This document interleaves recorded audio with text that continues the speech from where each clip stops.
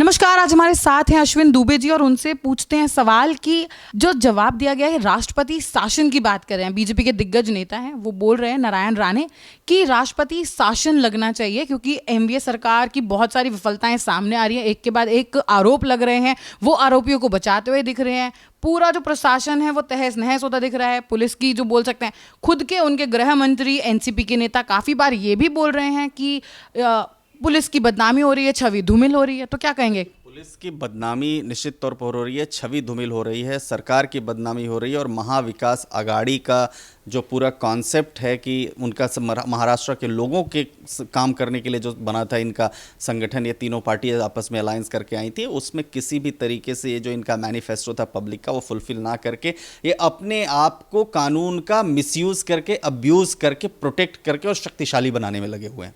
एक के बाद एक सीरीज के घोटाले आप देखिए, चाहे अब के घोटाले हों चाहे पहले के घोटाले हों। जैसे अगर आप अजीत पवार की भी बात करें तो अजीत पवार के ऊपर भी इरिगेशन का घोटाला था, कितने उनके ऊपर भी इंक्वायरीज थी, मगर उन्होंने मैनिपुलेट किया चीज़ों को। उसके बाद आप दूसरा देखिए, जैसे ये सरकार बनी, इस सरकार के बनने के बाद सुशांत सिंह राजपूत का केस हुआ, अभी जो सचिन वाजे का केस हुआ, अर्नब गोस्वामी का केस हुआ, तमाम एक के बाद ड्रग का जो डर्टी नेक्सस निकल करके आए उसको प्रोटेक्ट करने की बात जब चलने लगी, तो ये सब अगर हम देखें तो एक के बाद एक करके जो खुलासे हो रहे हैं वो निश्चित तौर पर law and order enforcing agencies जो है अपना कार्य सफलतापूर्वक नहीं कर पा रही हैं और शासन के और जो सरकार है सरकार के दबाव में काम कर रही हैं। परंतु राष्ट्रपति शासन लगाने के लिए भारत के संविधान के अनुच्छेद 356 में विभिन्न प्रकार के कार्य दिए गए हैं, उसमें कि किन किन वजहों से लगेगा। वो तभी होता है जब फ्लोर ऑफ द हाउस पे कोई सरकार जो है अपना बहुमत नहीं साबित कर पाती है, या जो फाइनेंस बजट है, वित्तीय बजट जो है वो नहीं पूरा कर पाते। अब ये देखना काम होगा कि क्या इनकी वजह से राष्ट्रपति शासन लगाने की मांग करना उचित है। और मैं समझता हूं कि इसके लिए बड़ा जो कानूनविद हैं, जो कॉन्स्टिट्यूशनल एक्सपर्ट हैं, उनकी राय लेना जरूरी होगा और बजाय किसी बात पे कहने के। परंतु हाँ, ये ज़रूर कहेंगे कि law and order enforcing agencies उस प्रदेश में सही तरीके से अपना काम नहीं कर रही हैं। महाविकास आघाड़ी ये नाम था एनडीए सरकार का, लेकिन अभी शरद पवार कहते हैं कि हम किसी को बचाएंगे नहीं।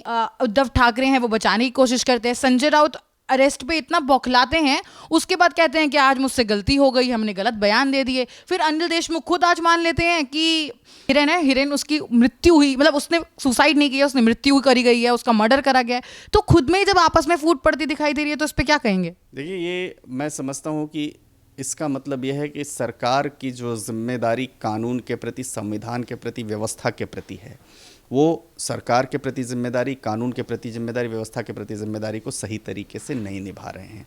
इसका सीधा सीधा मतलब यह जाता है कि आप एक अपराधी को AK-47 लेकर के जो पुलिस की वर्दी में घूमता है उसको आप प्रोटेक्ट करते हैं। एक अपराधी जिसके खिलाफ जो है सीधा सीधा मर्डर का आरोप लगता है उसको आप पहले प्रोटेक्ट करते हैं, फिर अपना स्टैंड चेंज करते हैं। जबकि देश की कितनी बड़ी संस्था NIA उसकी जाँच कर रही है। एक उद्योगपति के, देश के, दुनिया के बड़े उद्योगपति के घर के बाहर आप जो है एक्सप्लोसिव से भरी हुई कार रख देते हैं और जैसे उसकी छानबीन शुरू होती है, जांच होती है, तो उसमें जो एक व्यक्ति को आप मर्डर कर देते हैं और उसके बाद तमाम तरह से बयान देने लगते हैं। तो मैं समझता हूं कि ये जो चीज़ें हैं, ये चीज़ें ये साबित करती हैं कि कानून व्यवस्था नाम की कोई चीज़ नहीं बची है। और तीन पार्टीज़ हैं, तीन पार्टीज़ का अलायंस है और महाविकास आघाड़ी तीनों मुद्दों पर आपस में एक दूसरे के साथ खींचातानी हो रही है। और मैं समझता हूँ कि ये जो इनका कारोबार चल रहा है, एक तरह से अगर हम कहें, वो कारोबार संविधान सम्मत, न्याय सम्मत, कानून सम्मत और जनता के हित में नहीं है। आज अगर बात की जाए NIA की, तो NIA पहुंच चुकी है पुलिस कमिश्नर के दफ्तर पर और वहां भी पूछताछ कर रही है। परमवीर सिंह से भी पूछताछ जारी होने वाली है।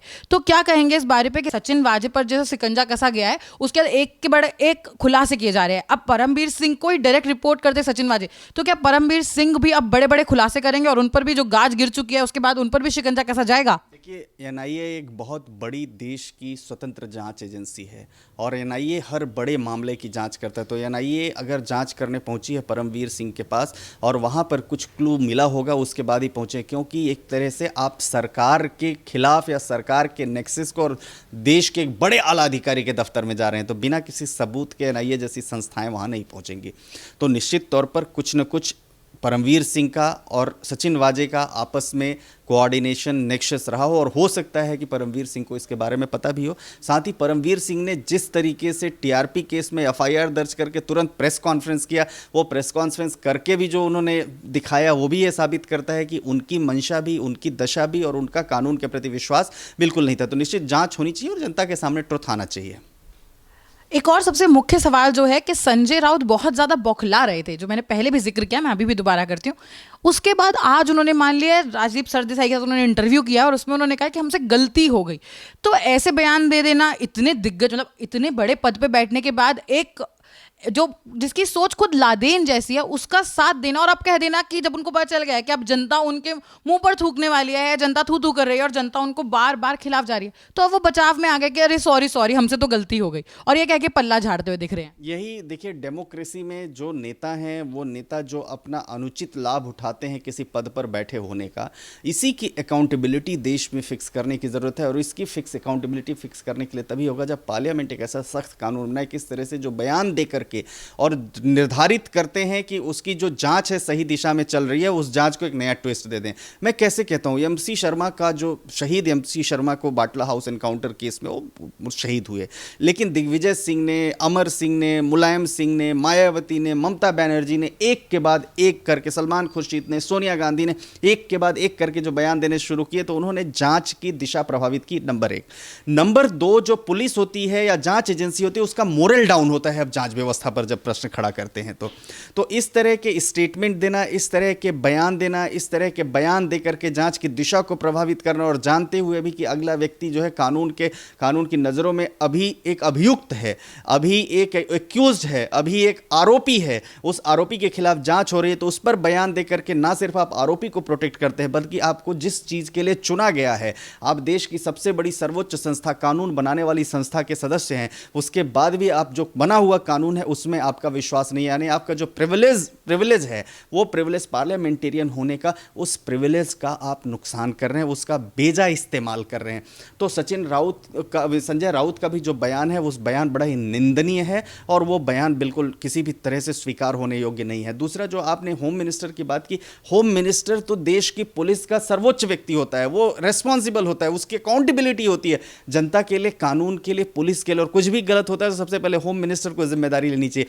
ऐसी परिस्थितियों में बयान ट्विस्ट करना यह साबित करता है कि सरकार बस चल रही है मस्ती में, मदहोश होकर के, क्या हो रहा है क्या नहीं हो रहा है उससे किसी को कोई मतलब नहीं है। और जो सरहंग लोग हैं, अपराधी लोग हैं, जो अपने पास AK-47 रखते हैं और तुरंत किसी का मर्डर कर देते हैं, फिर उनको बचाने के लिए पुलिस और प्रशासन के शासन के लोग आ जाते हैं, ये बड़ा निंदनीय कृत्य है। और मैं समझता हूँ कि आम जनमानस के बीच में इसका गलत मैसेज जाता है और पॉलिटिशियंस अपनी इमेज खराब करते हैं और करते चले जाते हैं, जिनके ऊपर जिम्मेदारी होती है समाज को साथ लेकर के चलने की, क्योंकि लोग उनको फॉलो करते हैं। तो निश्चित तौर पर सचिन राउत का, अनिल देशमुख का जो बयान है वो बड़ा निंदनीय है। सबसे बड़ा सवाल जो सबसे मुख्य है कि रक्षक भक्षक बनते हुए दिख रहे हैं महाराष्ट्र में, और वहीं अगर बात की जाए ट्विटर पे, तो ट्विटर पे लोग काफ़ी ज़्यादा आवाज़ उठा रहे हैं कि उद्धव ठाकरे को अब इस्तीफा दे देना चाहिए, अनिल देशमुख को अब इस्तीफा दे देना चाहिए, क्योंकि बहुत ज़्यादा विफलताएं दिखा रहा है। और साथ ही साथ लोगों का ये भी कहना है ट्विटर हैंडल्स पर कि अगर यही काम अगर महाराष्ट्र में अगर बीजेपी की सरकार होती तो जो भी आंदोलनकारी है वो रोड पर आके ज़रूर मांग करते, लेकिन अभी सबने मौन व्रत रखा हुआ है। क्यों?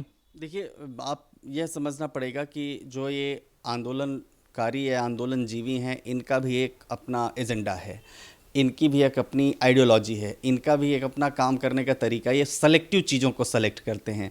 इनको जब दिशा रवि की बात आती है, दिशा रवि टूल किट में 26 जनवरी के टेरर मार्च से पहले जब ग्रेटा थनबर्ग से बात करती है, तो वहाँ कहती है कि UAPA लगा दिया जाएगा, तो उसको 21 साल का बताते हैं। और दूसरा जो है, जब टेरर मार्च होता है तो उसको डिफेंड करने के लिए पहुँच जाते हैं, ट्रैक्टर मार्च वालों को डिफेंड करने के लिए पहुँच जाते हैं। जो अगर कोई वहाँ पर लाल किला जैसे पवित्र स्थल पर जो देश की गरिमा का प्रतीक है, वहाँ पर अगर किसी धर्म विशेष का झंडा लहराता है, उसको प्रोटेक्ट करने के लिए पहुँच जाते हैं। तो मैं समझता हूँ कि बड़े ही गलत तरीके से एक दिशा, ये जो आंदोलनजीवी हैं, आंदोलनकारी हैं, देश को अलग तरीके से दिशा देने की कोशिश कर रहे हैं और अलग व्याख्या कर रहे हैं। और मैं समझता हूं कि इस पर अंकुश लगना बहुत ज़रूरी है, इसकी अकाउंटेबिलिटी फिक्स होना बहुत ज़रूरी है। क्योंकि अगर आपके पास फंडामेंटल राइट है तो आपको फंडामेंटल ड्यूटीज़ का भी पालन करना है। मौलिक अधिकार हैं तो मौलिक कर्तव्य भी हैं, उन कर्तव्यों का भी पालन होना चाहिए। ये नहीं कि अगर आपका आंदोलन सड़क पर करने का अधिकार है तो आपका कर्तव्य यह भी है कि आम जनता को उससे परेशानी ना हो।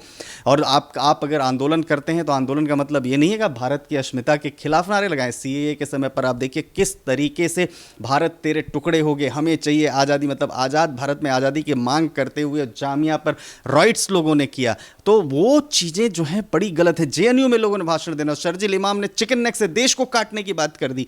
तो ये जो अपने फंडामेंटल राइट का इस्तेमाल करते हैं, भूल जाते हैं कि इनकी फंडामेंटल ड्यूटीज़ भी हैं, वो ड्यूटीज़ का पालन नहीं करते। मैं समझता हूँ इसके लिए अकाउंटेबिलिटी फिक्स होने की ज़रूरत है और पुलिस का, प्रशासन का किसी भी तरह से मोरल डाउन होने की जरूरत। कुणाल कामरा जैसे लोग सुप्रीम कोर्ट को ही टारगेट करने लगते हैं, सुप्रीम कोर्ट के ऊपर बात करने लगते हैं, सुप्रीम कोर्ट को क्रिटिसाइज करने लगते हैं। तो ये जो एक इनकी सोची समझी एजेंडे के तहत कार्यवाही चल रही है वो ठीक नहीं है। क्या अब इस्तीफा देना चाहिए? देखिए, निश्चित ये तय करना, क्योंकि कहीं भी इस्तीफा का अगर कोई अक्षम प्रशासन होता है या कोई बड़ी घटना होती है तो उस प्रदेश के जो उसके रिस्पॉन्सिबल लोग हैं उनको निश्चित तौर पर इस्तीफा देना चाहिए और इस्तीफा देना भी बनता है, क्योंकि आपकी अकाउंटेबिलिटी जनता के लिए है। बहुत बहुत शुक्रिया सर।